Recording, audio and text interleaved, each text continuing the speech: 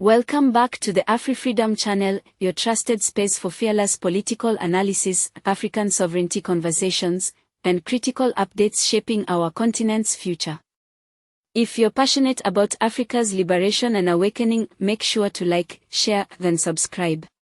Turn on notifications so you never miss the real stories that matter most. We also encourage you to drop your opinions in the comment section below, respectfully and thoughtfully.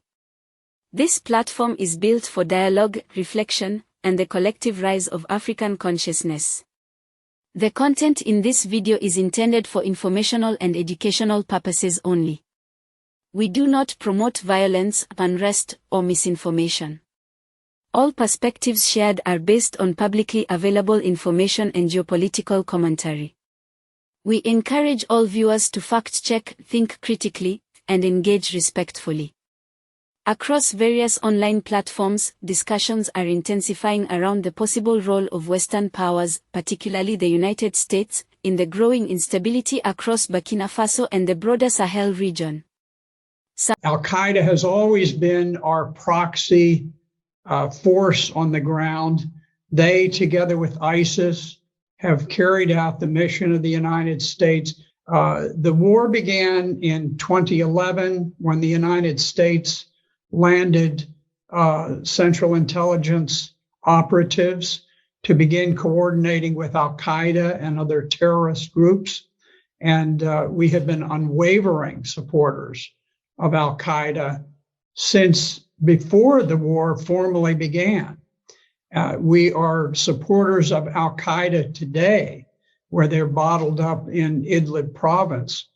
The CIA supplied them under secret Operation Timber Sycamore. We gave them all of their anti-tank weapons, all of their anti-air missiles.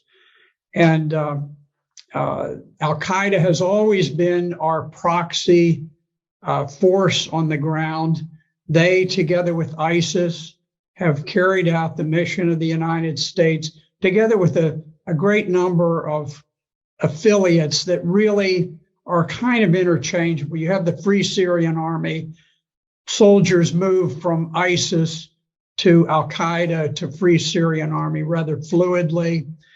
And so we started that war, but the United States has a strategic policy of using proxies to engage in war. And our objective was overthrow the legitimate government of Syria. And in order to do that, we employed proxy soldiers who were the most vile of all terrorists. Something very similar is happening right now in Ukraine. Some online users and independent commentators have raised concerns about a pattern where terrorist groups continue to operate and even thrive in areas with a heavy foreign military presence. While these claims are not officially verified, they reflect widespread suspicion among local populations who question the long-term impact of foreign intervention in West Africa. If powerful foreign actors have long been present under the pretext of fighting terrorism, why do these threats persist? Could the ongoing instability be serving geopolitical interests that depend on Africa remaining divided and dependent? Or is it a failure of strategy, trust, and accountability? What do you think? Are these claims far-fetched, or do they raise questions the mainstream media avoids? Let us know in the comments. In another fast-moving development, unconfirmed reports online have suggested that there may have been a military takeover in Ivory Coast. Congratulations to the people of Ivory Coast. This is Ivory Coast right now. Type congratulations in the comment section for them. Oh, pays de l'AS. On va aller sur là. C'est la force spéciale. La force spéciale. Yes. La force spéciale. Again. Ah, c'est moi qui donne ça. La force spéciale. On vit en paix là. Grâce à Dieu. Voilà. La force spéciale. La force spéciale. La force spéciale. Sources on social media allege that the country's French-aligned leadership has been challenged by elements of the military. At the time of this recording, these reports have not been independently verified, and no official statements have confirmed a coup or any political casualties.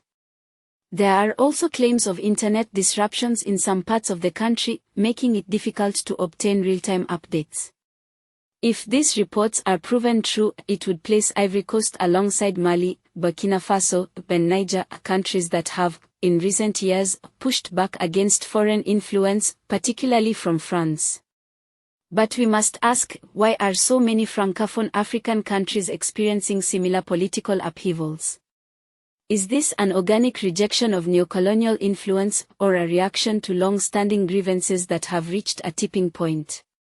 And more importantly, if populations are turning to the military instead of the ballot box, what does that say about the perceived legitimacy of foreign-backed civilian governments? Share your thoughts. Is this a step forward, or are we entering dangerous political terrain? The ongoing shifts across West Africa, with nations realigning politically, challenging external control, and demanding local ownership of their resources, suggest that something much larger is unfolding. This isn't just about governments, it's about a deeper yearning for dignity, control, and genuine sovereignty. Whether these movements succeed or face backlash will depend not just on political actors, but also on how the people remain informed, united, and proactive. Are we witnessing the early stages of a post-colonial awakening? Can Africa finally chart a future defined not by dependence, but by unity, self-reliance, and cultural integrity? And if so, what is the role of the youth, the diaspora, and the everyday citizen in defending this transformation? Let's talk about it in the comments. Let's hear your voice. Africa is not for sale. Our future is not a bargaining chip in global power struggles.